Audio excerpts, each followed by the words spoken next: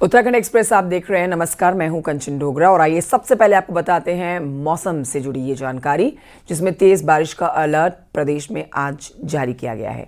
हरिद्वार है, उधम सिंह नगर जिला है, नैनीताल है, इन रोड पर अलर्ट है क्योंकि तेज बारिश में लैंडस्लाइड का खतरा बहुत ज़्यादा है। पौड़ी, टिहरी, देहरादून, बागेश्वर के लिए भी ऑरेंज अलर्ट है। बाकी ज़िलों के लिए बारिश का येलो अलर्ट है, पर कई ज़िलों में रेड अलर्ट है। रेड अलर्ट मतलब भारी से भारी बारिश। पहाड़ी ज़िलों में रात से ही बारिश हो रही है। बारिश के अलर्ट को देखते हुए स्कूल्स, आंगनबाड़ी केंद्र बंद रखे गए हैं।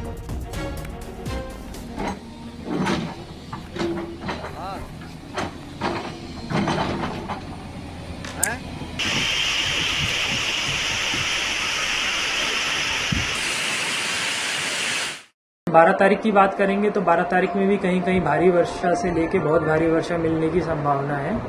तो इसमें जो हमारा हरिद्वार है, उधम सिंह नगर है या नैनीताल जनपद है, यहाँ पे अभी इम्पैक्ट को देखते हुए रेड में किया गया है, जबकि जो देहरादून, टिहरी, पौड़ी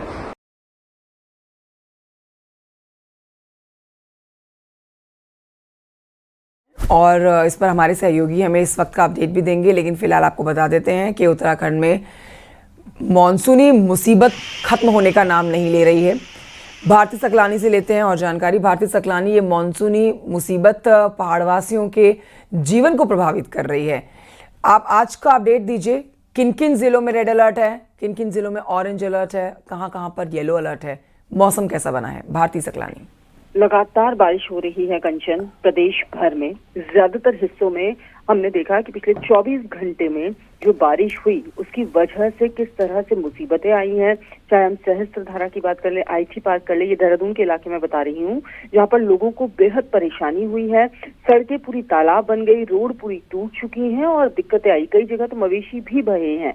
आज के लिए भी ये कहा गया है कि प्रदेश में ज्यादातर हिस्सों में तेज बारिश रहने वाली है। देहरादून में भी सुबह से बारिश का सिलसिला लगातार जारी है। इसके अलावा हरिद्वार में बारिश का आज पूर्वानुमान जताया गया है। रुद्रप्रयाग, टिहरी, चमोली, उत्तरकाशी, ये वो जिले हैं जहां पर तेज बारिश, कहीं कहीं पर भारी से भारी बारिश का पूर्वानुमान जताया गया है। अगले 3 दिन के लिए मौसम विज्ञान केंद्र ने यह कहा है कि प्रदेश भर में बारिश देखने को मिलेगी। शुक्रिया आपका जानकारी के लिए भारती सकलानी।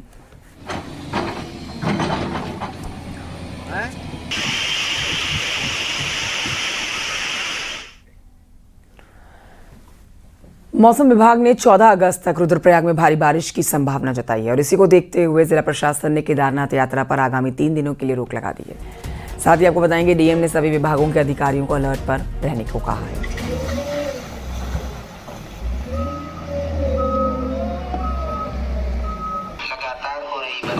मौसम के ही पूर्वानुमान को देखते हुए हमने अभी जो केदारनाथ जी यात्रा है उसको भी 2-3 दिन के लिए स्थगित करने का निर्णय लिया है। इस मामले में हमने आदरणीय कमिश्नर गढ़वाल सर के भी निर्देश प्राप्त किए और सचिव आपदा साहब के भी निर्देश प्राप्त किए, क्योंकि रेड अलर्ट है तो हमने ये इंश्योर करना है कि जो यात्री हैं केदारनाथ जी क्षेत्र में आने वाले सभी यात्रियों की सुरक्षा को प्राथमिकता देना हमारी जिम्मेदारी है। चमोली में बारिश का कहर जारी है। लैंडस्लाइड होने से बद्रीनाथ हाईवे फिर से बंद हो गया है, जिससे यात्री फंस गए हैं और गोचर और कमेड़ा के बीच में भूस्खलन और मलबा आने की वजह से राष्ट्रीय राजमार्ग बंद करना पड़ गया है। यात्रियों को भारी परेशानियों का सामना करना पड़ रहा है। पीपल कोची में भी सड़क पर मलबा आने की वजह से हाईवे बंद है। लगातार बारिश से लैंडस्लाइड हो रहे हैं।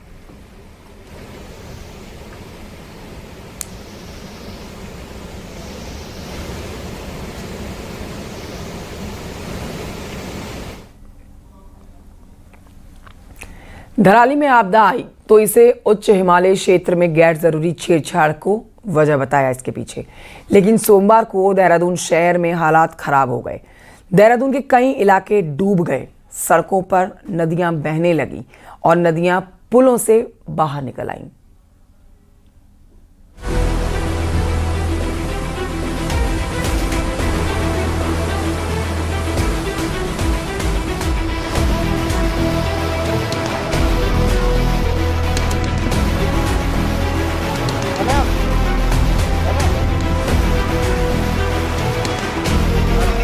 नदी में बहते जानवर और सड़कों पर बहती नदी। कावड़ी रोड का पुल ये नजारा पहाड़ की किसी नदी का नहीं है, बल्कि ये नजारा है राजधानी देहरादून का।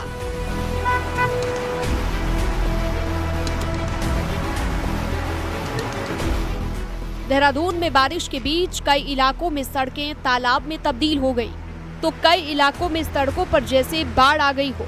ये पानी जब नदियों में मिला तो वहां जानवर बहते नजर आए। पहाड़ की किसी बरसाती नदी सा ये रौद्र रूप देहरादून के IT पार्क और सहस्त्रधारा की सड़कों पर बहते पानी का, जिससे दर्जनों गाड़ियों को भारी नुकसान पहुंचा है।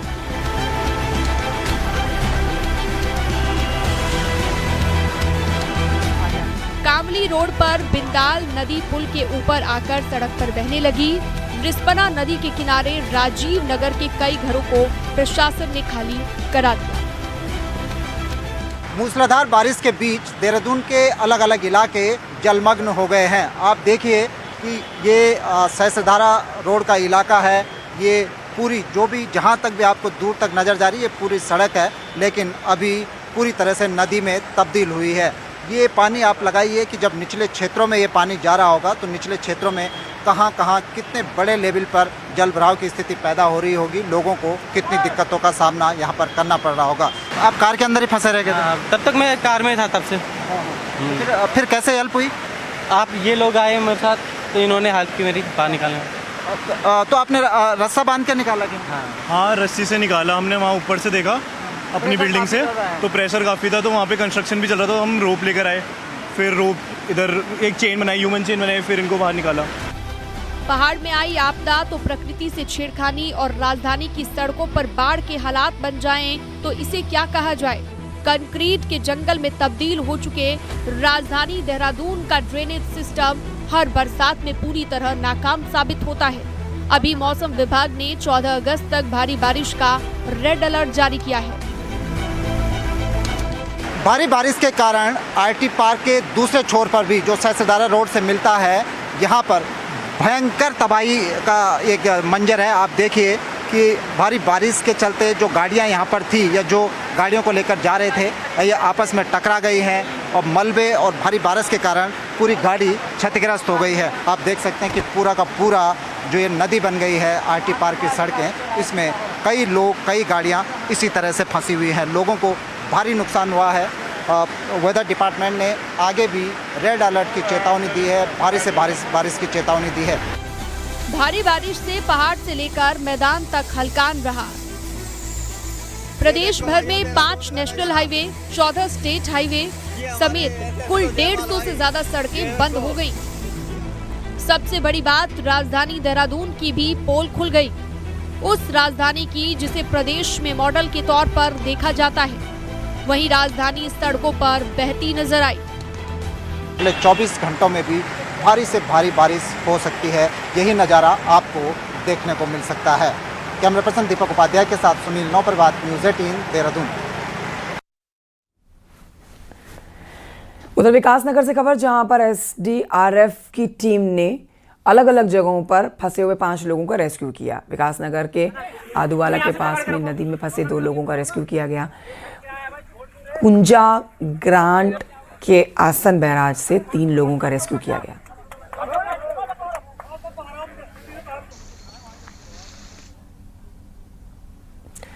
नैनीताल में लगातार बारिश के बाद अब झील से पानी छोड़ दिया गया है। झील 10 फीट तक पहुंचने के बाद सिंचाई विभाग ने 4 इंच पानी को छोड़ दिया। गेटों को खोला गया। 15 अगस्त तक झील को 10 फीट पर मेंटेन रखा जाएगा, जिसके बाद वाटर लेवल को 12 फीट तक लाया जाएगा। लगातार बारिश से नैनी झील का जलस्तर पिछले 5 दिनों में बढ़ गया।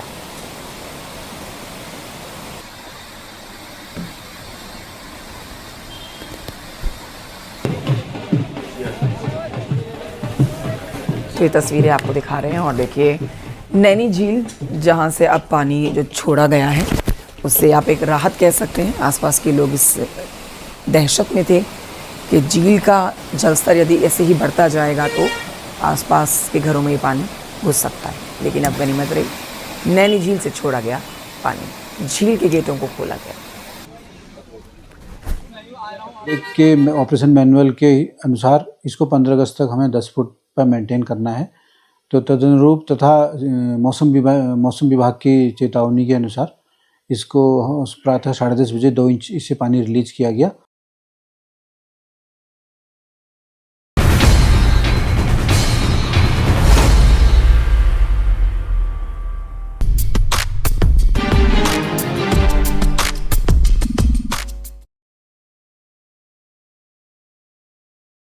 उत्तरकाशी में आज भी मौसम खराब है। धराली हर्षिल रेस्क्यू ऑपरेशन में ब्रेक लगा हुआ है। कल दिन भर मौसम खराब होने की वजह से हेली रेस्क्यू नहीं हो पाया। देर रात से कई इलाकों में रुक रुक कर बारिश हो रही है। आज कई इलाकों में बारिश का रेड अलर्ट है, ऑरेंज है और येलो अलर्ट है। लेकिन आपको बताएं कि भटवाड़ी डोंडा में बादल छाए हुए हैं इस समय। इसी को देखते हुए हेली रेस्क्यू को फिलहाल रोका गया है। मौसम खराब है जिसकी वजह से हेलीकॉप्टर के माध्यम से रेस्क्यू नहीं हो पा रहा है।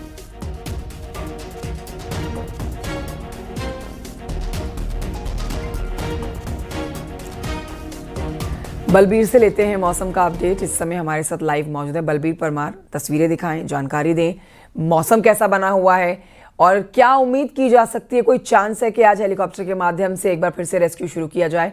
कल तो नहीं हो पाया क्योंकि जब तक हेलीकॉप्टर नहीं उड़ेगा, लोगों का रेस्क्यू नहीं होगा, ये ऑपरेशन यूं ही चलता रहेगा। Balbir, over to you.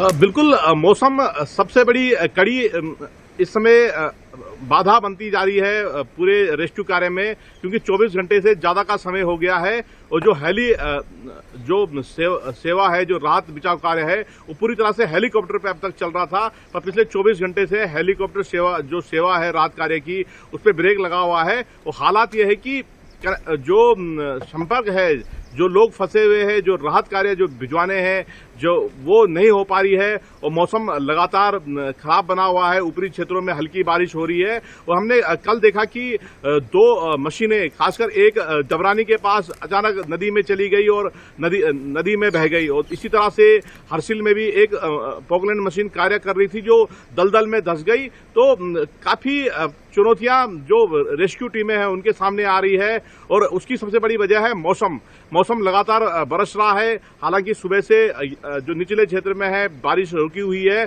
पर बादल और पूरी तरह से धुंध छाई हुई है। अगर मौसम साथ देता है तो हेलीकॉप्टर से राहत कार्य में फिर से तेजी देखी जा सकती है। और मातली हेलीपैड पे जो हेलीकॉप्टर है पूरी तरह से ढकाए गए हैं। और जो डबरानी का जो क्षेत्र है गंगोत्री हाईवे का 600 मीटर बड़ा ही चुनौतीपूर्ण क्षेत्र है, जहां पे जो वॉश आउट हुई है सड़क, उसको बनाना एक चुनौतीपूर्ण है। और काफी डेंजर एरिया वहां पे है, कई जगह पे पहाड़ी से पत्थर भी गिर रहे हैं। तो इस कंडीशन में अगर मौसम इसी तरह का बना रहता है तो कहीं ना कहीं गंगोत्री हाईवे को खुलने में समय लग सकता है।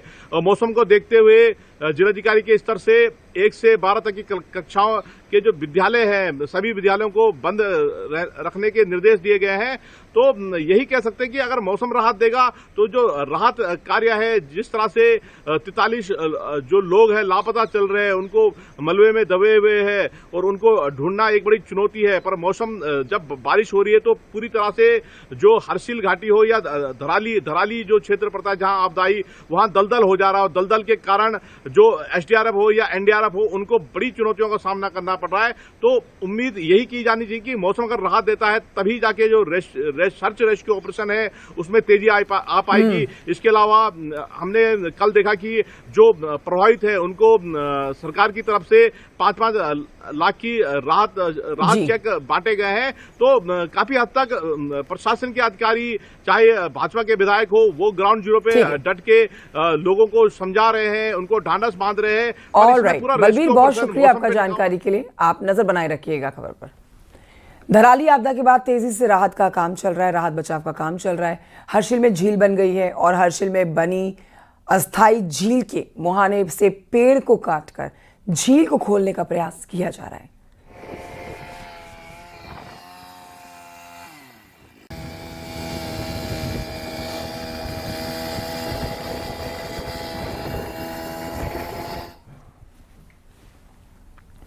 उधर हरसिल में 4 किलोमीटर लंबी झील बनने से अब हरसिल भी खतरे की जद में आ गई है।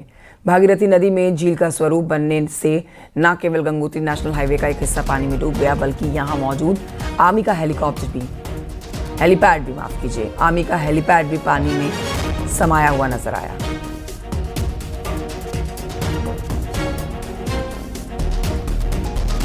यहाँ से वो रवाना हो गए हैं और लगभग 25 लोगों का दल है जो सारे उपकरण लेकर वहाँ पर मैनुअली भी जो है उस पर काम करेंगे। उधर धराली की त्रासदी में कई परिवारों ने उनका सब कुछ छीना हुआ है। कई परिवारों से इस त्रासदी ने सब कुछ छीना, लेकिन एक परिवार ऐसा भी है जिसकी जान तो बच गई, पीछे उसका पूरा संसार मलबे में दब गया। ये कहानी एक बेटी की जिद और किस्मत के खेल की है। देखिए रिपोर्ट।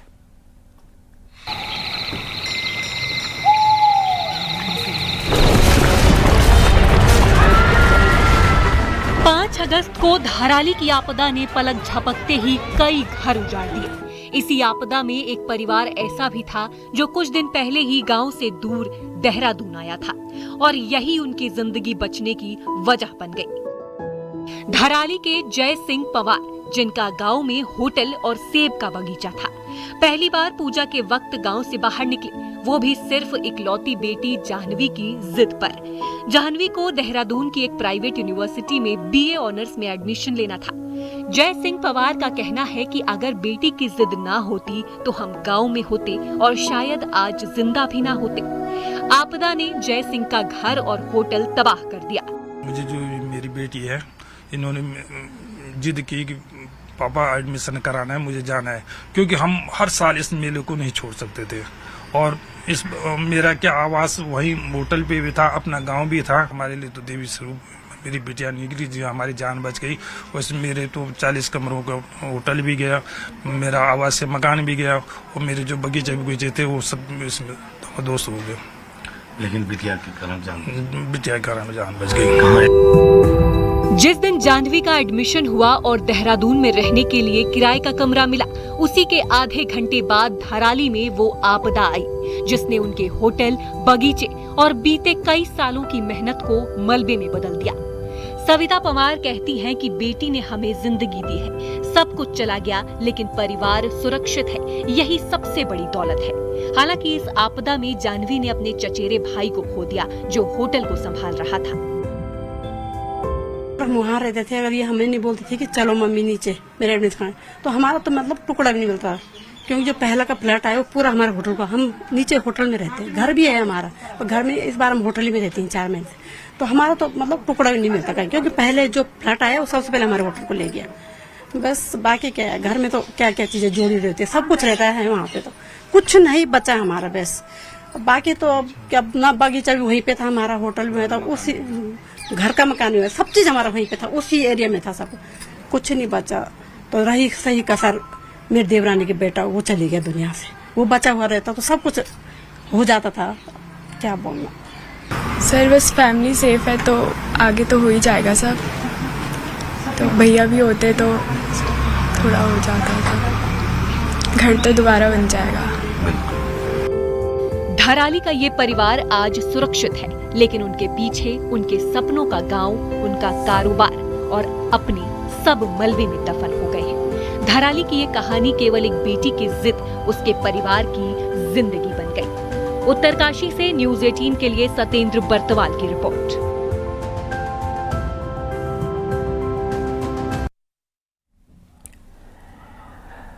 हरिद्वार के फेरोपुर से खबर, जहां पर एक गुलदार ने कुत्ते को अपना निवाला बना लिया। गुलदार एक गौशाला में घुसा और कुत्ते को दबाकर भाग गया। ये देखिए तस्वीरें भी आपको दिखा रही हैं।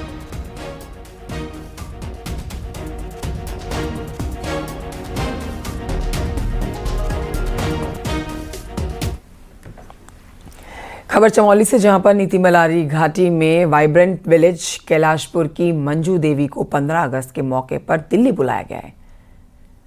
स्वतंत्रता दिवस के पावन अवसर पर देश की राष्ट्रपति द्रौपदी मुर्मू ने मंजू देवी के दिल्ली इन्हें यहाँ बुलाया और मंजू स्वयं सहायता समूह के जरिए स्वयं और कई महिलाओं को रोजगार के अवसर दे रही है। गांव वालों ने मंजू देवी को सम्मान पूर्वक दिल्ली के लिए विदा किया है। क्षेत्र पंचायत तो सामाजिक कार्यकर्ता मंजू देवी, जिन्हें अब देखिए दिल्ली में 15 अगस्त के उपलक्ष्य पर सम्मानित किया जा रहा है, ये पूरे गांव और पूरे उत्तराखंड के लिए गौरव का पल, जिसमें मंजू जब अपने गांव से निकली तो गांव की महिलाओं ने उन्हें कुछ इस तरह से खुशी खुशी विदा किया। से हूँ और मुझे राष्ट्रपति महोदय ने 15 अगस्त के अवसर पे दिल्ली बुलाया है। राष्ट्रपति महोदय से यही बात कहना कि जो हमारी रोड बन जाए और उसी में हमारा वो है, बहुत बहुत धन्यवाद करते हैं राष्ट्रपति महोदय और गांव वालों की मैं बहुत बहुत धन्यवाद करता हूं। और आइए बुलेटिन के अंत में आपको दिखाते हैं पहाड़ की 10 बड़ी खबरें पार्ट टॉप 10 में। विकासनगर में पंचायत चुनाव को लेकर बीजेपी, कांग्रेस और निर्दलीय प्रत्याशियों ने अपने अपने नामांकन किए। रामनगर में ब्लॉक प्रमुख, ज्येष्ठ उप प्रमुख और कनिष्ठ उप प्रमुख के लिए नामांकन हुए। ताड़ीखेत ब्लॉक प्रमुख का चुनाव काफी रोमांचक होने वाला है। यहां पर 3 महिला प्रत्याशी ने नामांकन किया है। हरिद्वार में बारिश के बाद प्रशासन ने चंडी देवी पैदल मार्ग को एहतियात के तौर पर बंद कर दिया है। रुद्रप्रयाग में मौसम विभाग ने अगले 3 दिन के लिए भारी बारिश की चेतावनी दी है। रुड़की में 4 ढोंगी बाबाओं को गिरफ्तार किया गया जो लोगों को जादू टोने के जाल में फंसाते थे। हिंदी पत्रकारिता ने अपनी 2 शताब्दी पूरी कर ली है। प्रेस क्लब हरिद्वार में हिंदी पत्रकारिता द्विशताब्दी समारोह का आयोजन किया गया। रुद्रप्रयाग में एक कार ने दूसरे वाहन को टक्कर मारी, गनीमत रही खड़े वाहनों में कोई था नहीं। श्रावण माह के अंतिम सोमवार पर अल्मोड़ा में महिलाओं ने भव्य शोभा यात्रा निकाली और आईआईटी रुड़की के जैव विज्ञान एवं इंजीनियरिंग विभाग के शोधकर्ताओं ने एक एंटीबायोटिक प्रतिरोध से लड़ने के लिए आशाजनक दवा खोज निकाली है।